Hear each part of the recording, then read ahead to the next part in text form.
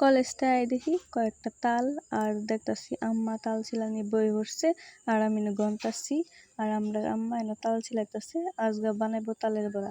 তারপরে তালের গুঁড়া দিবা হইয়া লইলো আর এনে দইয়া তারপর আমরা যেটা দেশি টেকনিক সেটা আর কি তাল চালতাছে আর তলটা ফরতাছে।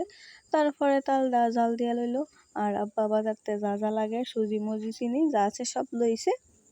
তারপরে দেখি সব গুলাই টুলাই বই পড়ছে, আমার তো ভিডিও করবার দিল না। তারপরে একটা কড়াই মধ্যে গরম করে তেল ব্যক্তি ছাড়াই দিছে শুরু শুরু করে। তারপরে যে সময় ব্রাউন ব্রাউন হইব সেই সময় উড়াই এলাম, পরে ব্রাউন হয়ে গেছে ওগুলো উড়াই এলাম, উড়াই আমি গন্তাছি কয়েকটা হইছে। তারপরে আমি একটা বাড়ির মধ্যে লইয়া বই পড়ছি খাইবার লেগে।